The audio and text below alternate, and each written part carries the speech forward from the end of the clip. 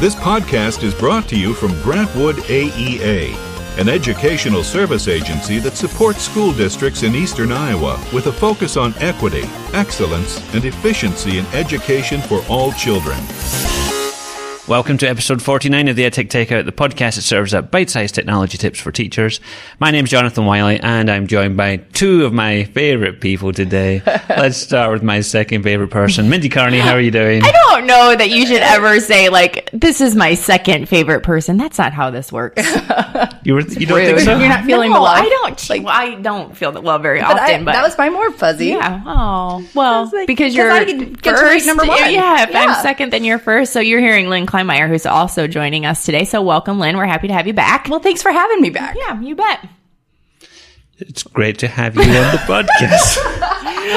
Oh, Lord. Let's get started. News and follow-up, Wiley. You've got a huge list here. Do you want to, what you got going on? I thought we should start with mixtapes from Flipgrid, which are new. Yeah. You know, I have Flipgrid fever, but I have not experimented with this, so please do tell. Well, as I was talking to you guys earlier, Richard Byrne fell into my inbox, and he has a nice little video and tutorial and blog post on what mixtapes are.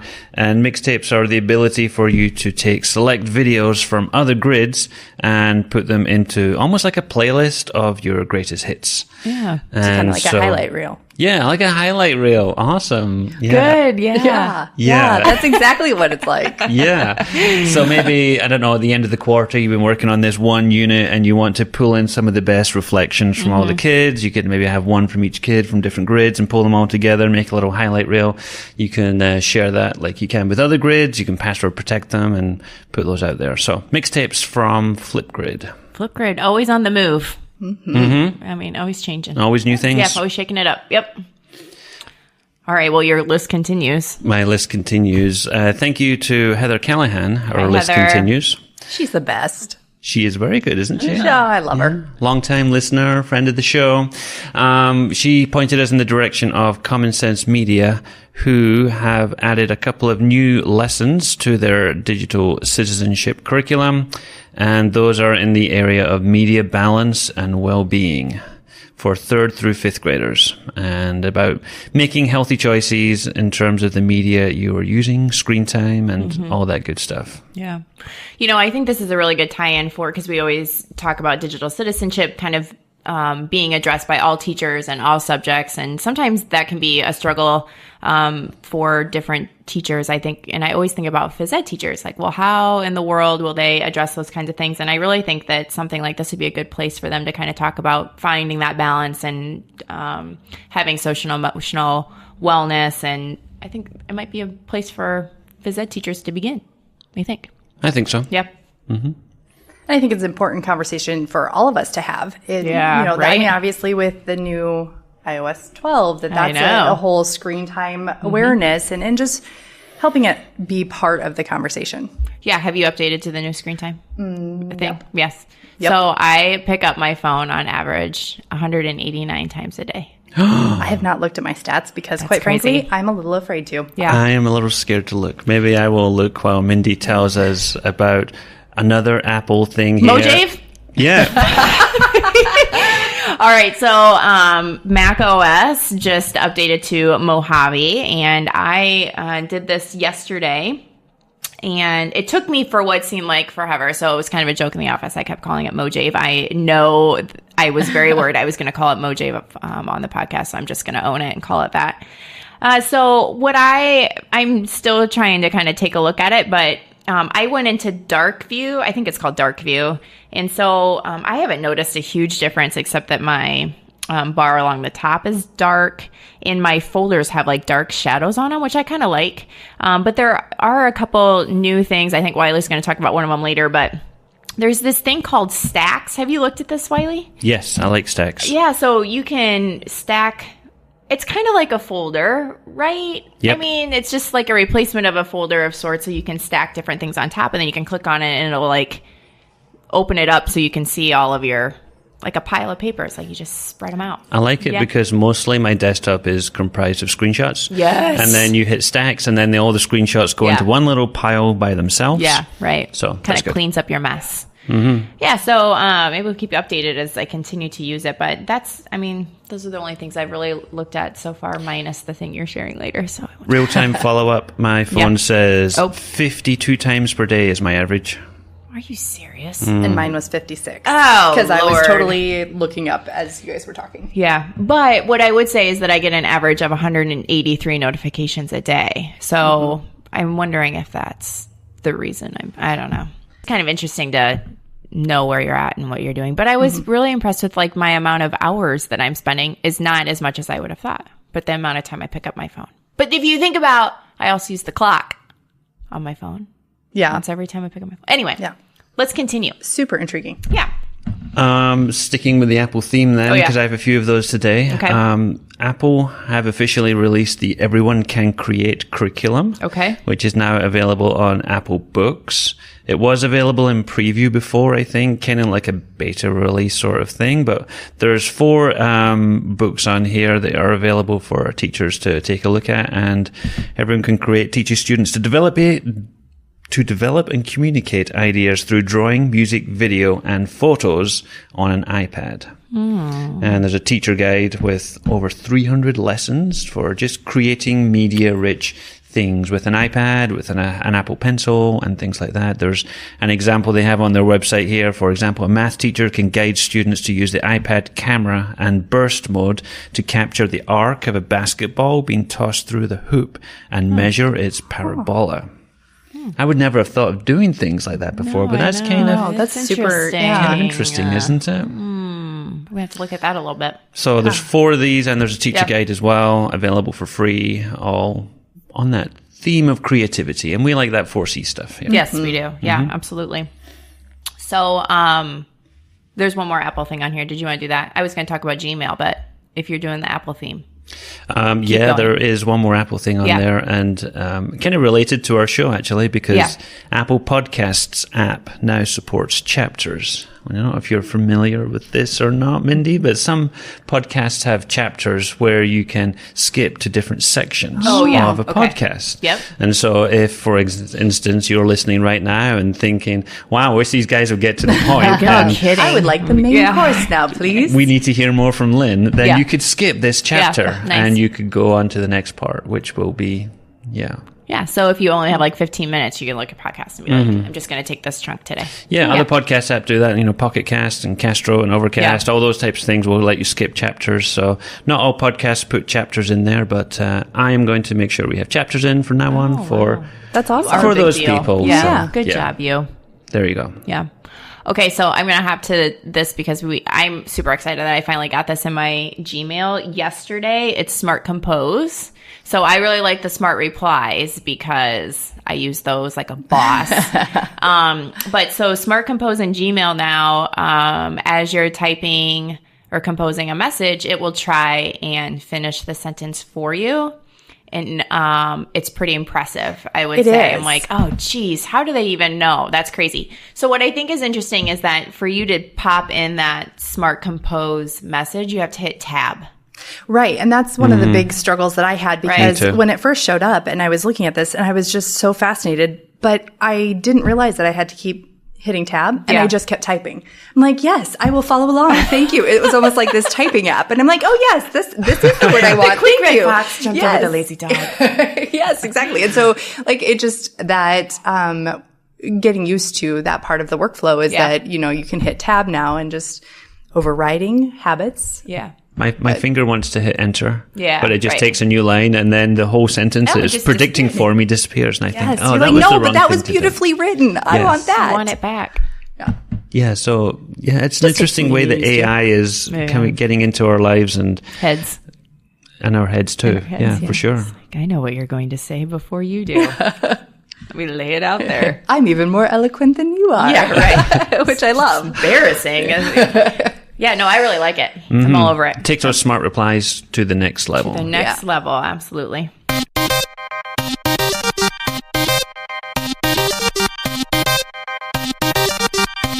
Up for the main course today, served to you piping hot. We have Lynn Kleinmeyer here with us with Future Ready Librarian Chat. Yes. We're going to talk it out. Yes. Dig deeper. Share all of the... Yes! I said it. Yes, I have a problem with talking about digging deeper, diving into things. Yes. Yes, let's dive in. All right. So how would you say, how has your role as teacher librarian kind of evolved with your position now? You've kind of started doing some different things and you come from the teacher librarian world. How has it kind of changed for you, or how has it changed over time, even from like when you first started?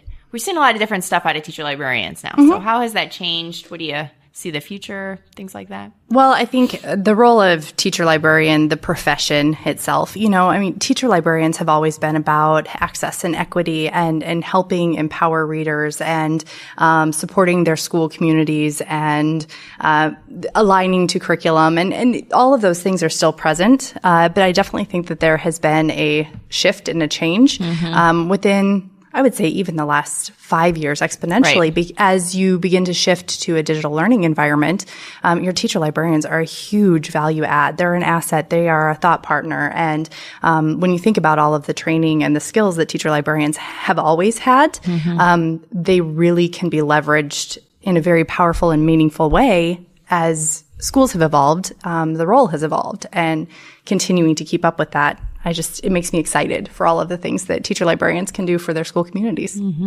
That's good. So we've been hearing this, I'm not going to say, term, I guess I should say, of future ready librarian, future ready schools. For someone who hasn't heard that term or is still a little murky, what exactly does that mean? That's a good question. So, well, thank you for asking. Yeah.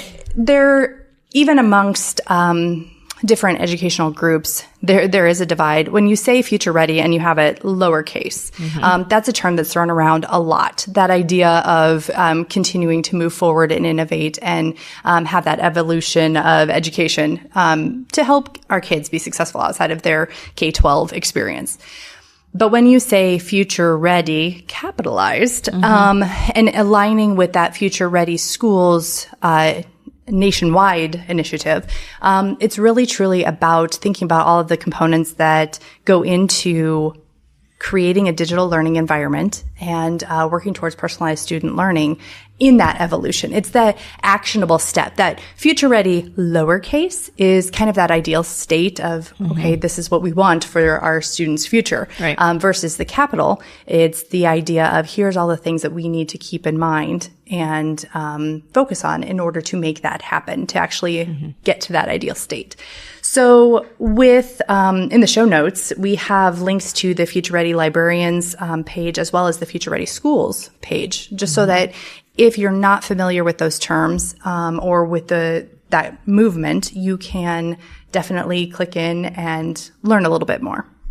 So, yeah, speaking of the show notes, I'm looking at this Future Ready Librarian framework. There's a nice little, I don't know if this is it's not a pie chart, it's more like an infographic type of thing.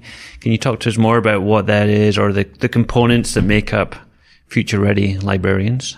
Absolutely. So, Future Ready actually was born out of the Office of Ed Tech and is now spearheaded by the Alliance for Excellence Education.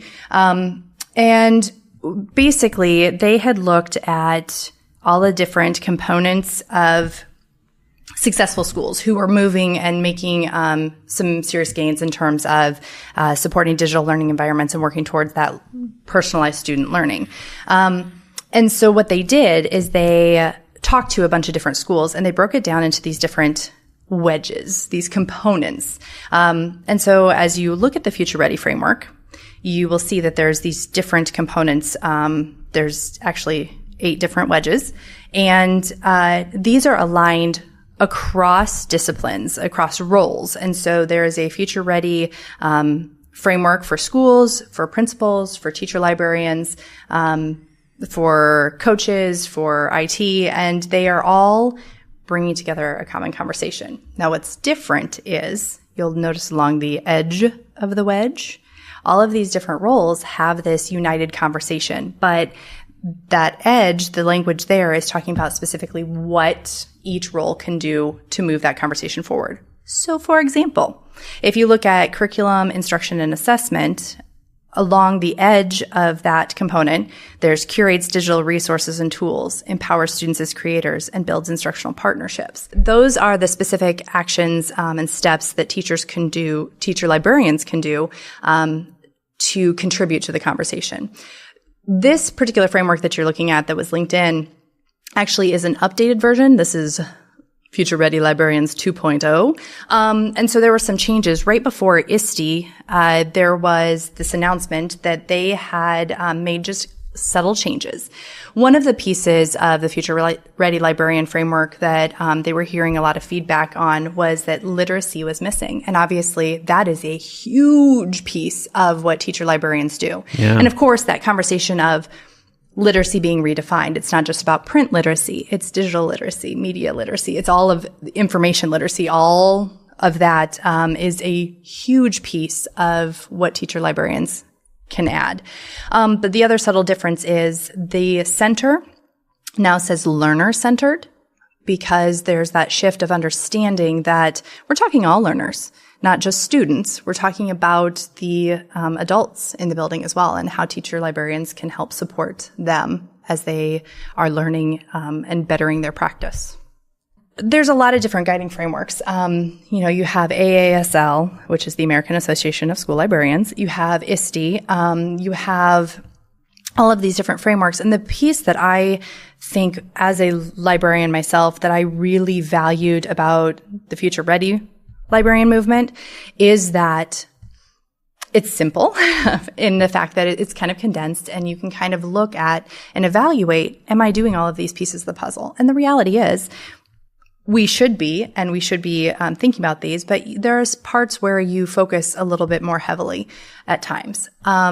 But it's always a place where you are aligning yourself to a bigger conversation. Right. And so that's one of the things I really appreciate is there is that alignment. When you look at the Future Ready Schools framework, they have those same components. So I can talk to my administrator or my coach, and I can talk about the use of space and time, and we're talking the same language. We're speaking the same language, and we're talking about those same things in order to do what's best for students. And that's really what this is all about. It's about doing what's best for students and how we can each contribute to that.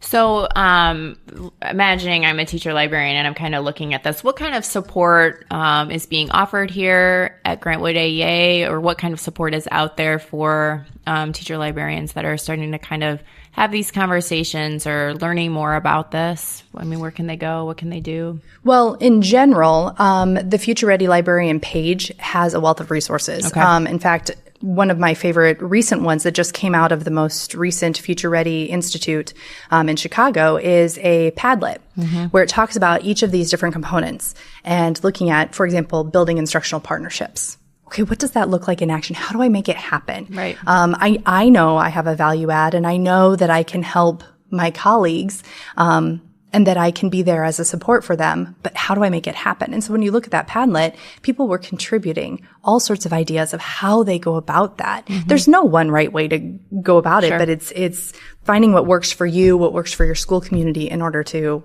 help benefit your students. Specifically here at Grant Wood, that has been something that I've been very passionate about, is bringing together our teacher librarians to help support each other. I constantly say to our TLs and to my TL friends that, we belong to everybody and yet nobody. Because in our buildings, we do belong to everybody. Teacher librarians are uniquely situated in their schools because they serve everybody, and they have an overarching view, and they can make alignments, and they can contribute and help move initiatives forward and have those innovative practices. However, sometimes we are in isolation, that there may not be another TL in your entire district. Yeah, right. And so here at Grant Wood, kind of doing a couple things. Last January, we had a big kickoff, and we had all of our TLs. We had over 65 of our TLs from our Grant Wood AEA area come in, and we had a whole day, and we talked about everything was centered around this Future Ready Librarian framework. We've since done a couple other small events, talking about curriculum, and even after attending ISTE and the IASL conference, having teacher librarians come together and share and contribute so that they can share the love. But then we have launched a teacher librarian workshop series this year, where we are going to have 4. In fact, yesterday was our first one. That was a workshop about librarians as leaders, and we are specifically looking at each of the 4 workshops at that Future Ready framework, doing some alignment with the ISTE crosswalk, which is also linked into our show notes here. Okay. And then also weaving in AASL's framework. And we're looking at all of these guiding frameworks, and we're talking about, okay, so what does this mean for us, and what does this look like in action? And so in essence, kind of sharing those ideas similar to what the Future Ready Librarian Padlet looked like, where we're actually talking about what can we do and how do we help others see all of the things that we can contribute. The other pieces, we've also created a blog for our teacher librarians called Sharing Our Stories. And so that's also linked in. And we've also created a hashtag that's both on Twitter and Instagram, where teacher librarians are sharing and empowering each other to talk about all the things that they are doing in their schools, for their students, for their staff, in order to continue to move the conversation forward. Right. And so if you're following from afar and not within Grantwood AA, and you're like, well, geez, so the hashtag that they can follow on Twitter and Instagram would be Future Ready Libs. Okay. Is the Future Ready Librarian one. There's also a hashtag ISTE Lib. Okay. No S. There's lots of amazing communities. In fact, I'm going to put in a shameless plug that my good friend Cynthia Stogdill and I actually do a Twitter chat twice a month, which is hashtag MWLibChat, Midwest Librarian Chat. And so there's lots of different communities where you can go and you can find an exchange of ideas to be part of the bigger conversations. And for teachers and administrators in our area, it's GWAEA Libs. Right. Is that correct? You can follow that anyway. You can. Right. Yeah. Right. But like with any going hashtag. On here. Yep. Yeah. And I think that is part of the bigger conversation too, is obviously it's wonderful to exchange those ideas amongst teacher librarians. But when you think about especially digital learning and all of the components of that, and curation of resources, and evaluation of those resources, and all of those different things in terms of navigating information literacy, digital citizenship, all of those things, your teacher librarian is a value add. So if you are looking for, okay, so I'm an administrator, I'm a teacher, what can I do? I'm going to encourage you to also check out those different things, those different resources that are put into the show notes to talk about how you can continue to collaborate with your teacher librarian. So, yeah, let's pick up on that. I mean, I think this is something I think people could benefit from. If you know, the teacher librarian in your building is someone you've not had a lot of contact with before, or you're not sure what they can or can't do for you, you know, how can teachers take more advantage of those skills and have them more involved in things that they're doing? Do you have any examples of, you know, how that works in action? Yeah. I think there's a multitude of different ways, and thinking about your curriculum and the lessons that you're teaching, the units, turning to your teacher librarian for support, because you as a teacher don't have to go it alone either. Your teacher librarian can help you find resources. They can help you find, whether it's like content for your curriculum, for your lessons, whether it's finding some sort of digital learning experience, connections, all of those kinds of things. Your teacher librarian can support you with that. I think about, as a teacher librarian at Titan Hill, one of the biggest best things that I did was getting into the different meetings and just listening in and finding, what are my entry points? How can I help support the lift of those teachers? I also think about Google Classroom, because if you don't have the ability to sit in on those PLC meetings, I mean, maybe your schedule as a teacher librarian is fixed and you don't have that opportunity to get into the PLC meetings, finding out if there's a way that you could get those shared notes. Or if you're a teacher and your teacher librarian is not able to sit in, sharing those with your TL, so that way there can be those connections and they can have that continued conversation.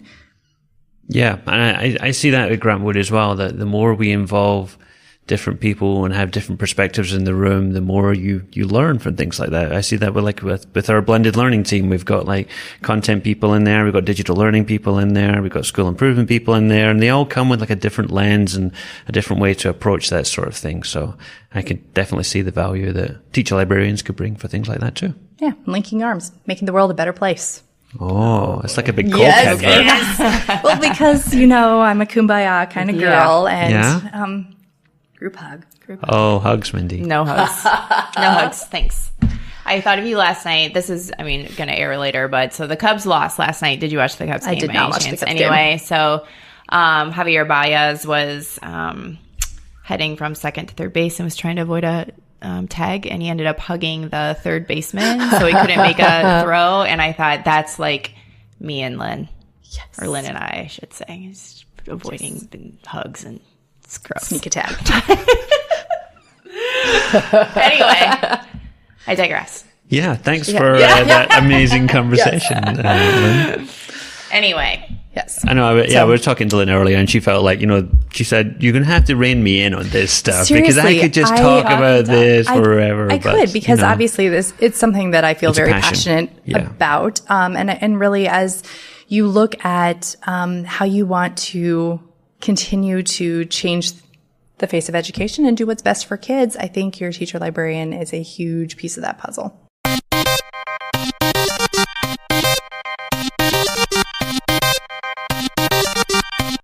All right, so on to my favorite part of the show, Tech Nuggets. I'll go first. Go for it. Okay, so I don't know, what I would consider maybe an obscure app, and it's called Ear Machine app. Yeah, I clicked on this. I'm like, please tell me more. Okay, so I had speech pathologist reach out to me because she used to use a machine of some sort back when she was doing a different position where she was working on articulation with students. I'm going to get to the point, I promise. Mm-hmm. So what she wanted was to be able to speak into a microphone and have the kids also be able to listen to it very carefully through headphones. So the microphone helped it be more articulate and crisp, and the headphones kept all the sound clutter out. So I don't know what that machine is, and so I was looking for an app and came across something called Ear Machine app, and it uses your iPad microphone, and it allows you to, when you have your earbuds in or headphones on, be able to magnify what you're saying into your ear. And you can also do it just for your left ear or just for your right ear. You can kind of mess with just different little things. Very intuitive, and I can't remember off the top of my head. There's, of course, a volume, but there's something else too, like density or something like that. Fine-tuning. Fine-tuning, okay.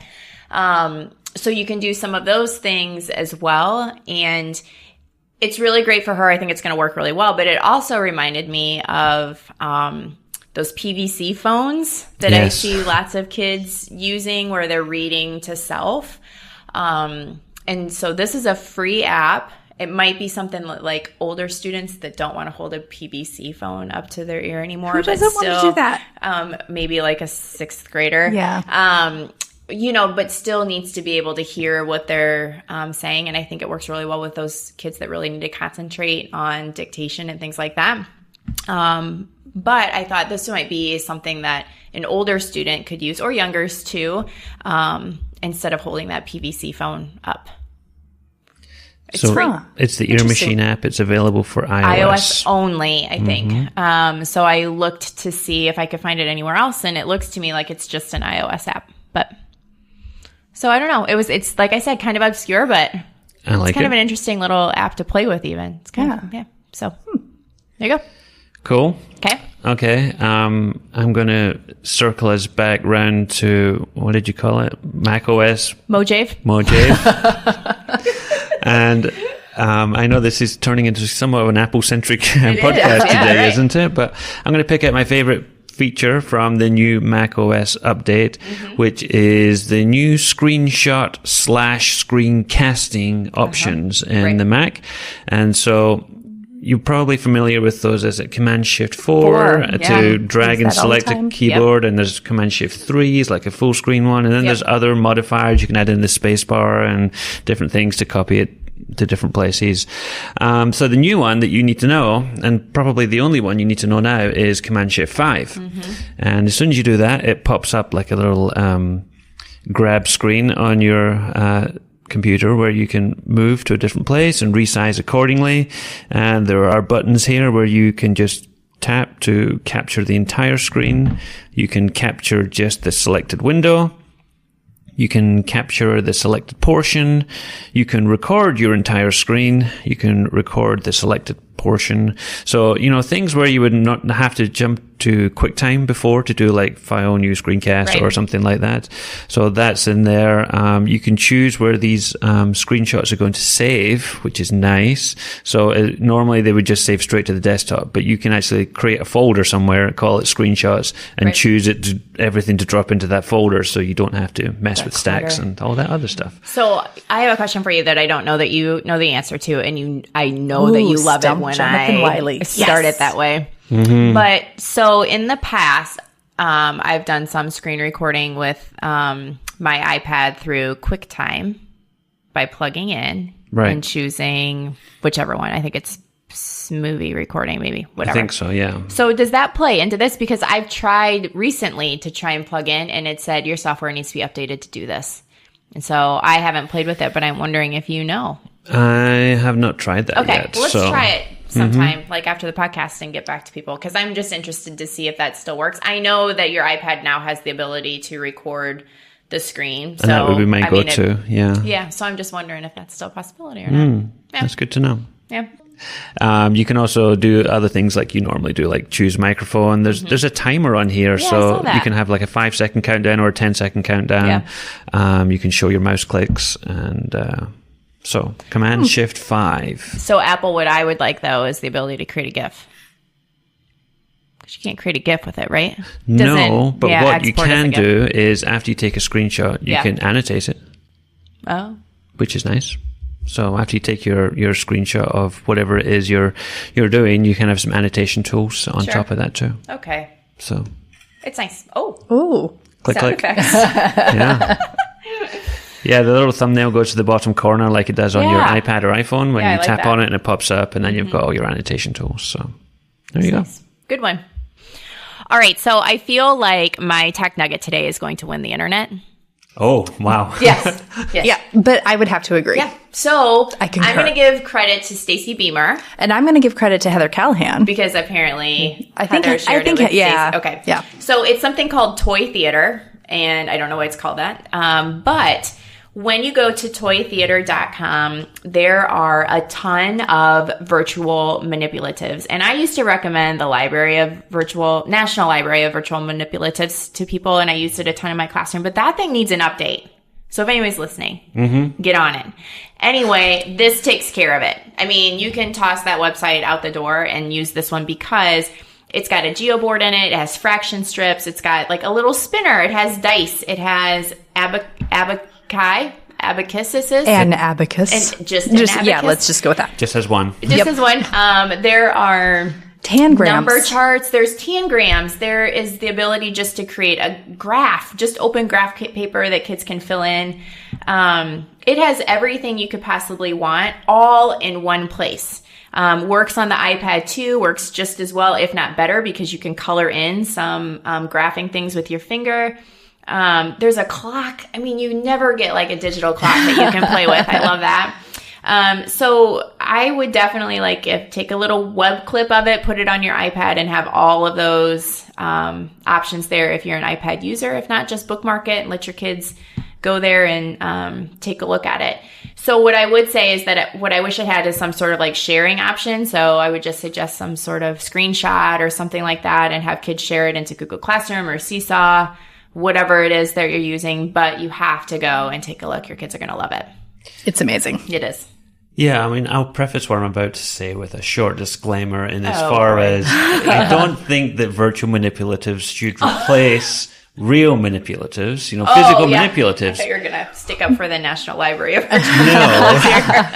But at the same time, I remember as a classroom teacher having to store boxes and boxes of geoboards and elastic bands and stuff like that. Picking up those little single cubes.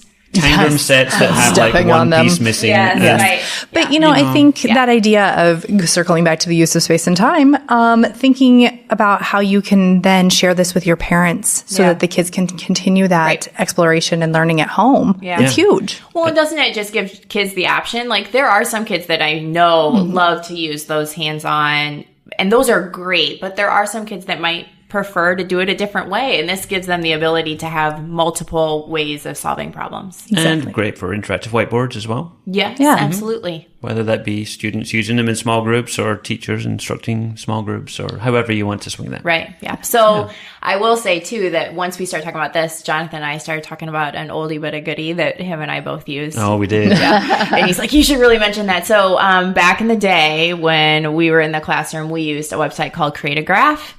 And I looked it up. It still exists. It still looks exactly the same. It does, yeah. What I do think is interesting about Create a Graph is that it kind of talks about X and Y and adding data. And then it does create the graphs for you, but it creates different kinds of graphs. So if you have your students collecting data, it's kind of a nice way just to plug that data in and then seeing the graph that comes together because of that data. So it's a little bit of a different way to think about it too. So that's like a sub tech nugget. That's okay. Yeah, creates a pie chart, which isn't really an option here on this website. Sometimes you get a box of nuggets and there's an extra nugget in it. And then you it's a bonus nugget. Yes, nugget lottery. Yeah. Well, speaking of which, Here you go. Okay. It's my turn. Yes. Nugget lottery. So I'm going to finish with one that I think this is maybe a little bit geeky, but that probably won't surprise some people. So embrace it. I've been playing with Siri shortcuts recently, and I think there's just a lot of fun stuff in here in terms of Siri doesn't have a reputation of being very useful or very good sometimes, or not giving you the right return on she what your doesn't like me. Are. So we have other favorite voice assistants in our house, but right now, and there's this new thing in iOS 12 called Siri Shortcuts. And part of it, I think, is interesting, for schools because, there's some programming constructs in some of this too, in terms of sequencing events to go together. So 3 different types of Siri Shortcuts. I'll just mention them quickly. If you go into your iOS device and you go to settings. Are we all reaching for our phones? We are. Do it right Please, now. This is a tutorial right Play now. along at home. So if you go into your settings and you go to Siri and search, up at the top, you'll see some suggested shortcuts. Yeah. Okay, so this is things that you've done recently on your device. Oh, geez. Mine says send a message to your mom. Well, mine says mom. To my husband. Mine says read a direct message from Jason Marshall. Oh, my. On Twitter. Oh, boy. So, we don't want to do that on the air. Yeah, right. So those are things that if you tap the plus sign next to it, you can record a phrase and you will be able to automate that action with Siri. So if there's something you do a lot on that little suggested shortcut thing there, then you can say, press the red button, record an action, and then you can just say, hey, friend, and then you say the phrase, and then it will automate that action for you. Nice. So that is one of the 3 ways to use Siri shortcuts. Okay. The other way is that certain apps are now being updated for iOS 12. So if you go into settings and you find an app that supports Siri shortcuts, so I'm going to give you an example here. Okay. My current podcast app is Overcast. So you go settings, Overcast, and then you hit Siri and search. On there is something called shortcuts.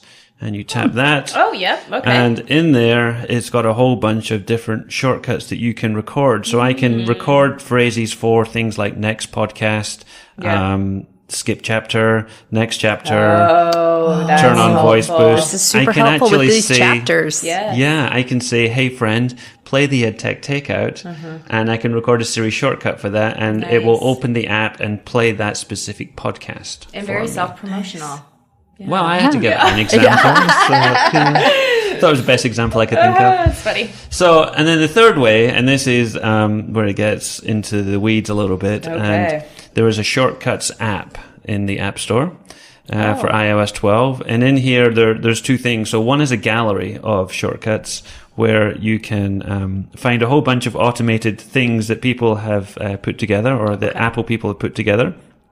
So one of them is, I don't know, I'm just looking through here randomly, image of the day, show the NASA image of the day. So you add that shortcut and you say, hey friend, show me the NASA image of the day. And it will go out. Siri friend? Can we back up just a second? Yeah, I was wondering that too, but I wasn't going to ask. I don't say hey friend, but I know buddy. If I say hey Siri, I'm potentially setting off someone's device. Oh, that's fun though. Hey house. Siri. Yeah, it's not that fun. Hey Alexa. Let's not do that. Yeah, this is fun. So one I found. Sorry, I didn't recognize that. One I found this morning was clean up screenshots, and you hit that shortcut and you say clean up my screenshots, and then it will bring up all your screenshots, and you can just tap on the ones you want to delete, and it will delete all your screenshots. I need that in my life. Okay, and you can chain things together. You can say like, "Hey, I'm on my way home," and it will give you an ETA for your journey home. Yes, it will send a text message to your partner. It will adjust the thermostat on your house or whatever, and you can chain things together as well. So there's a gallery of pre-made ones, or you can go in and just create your own.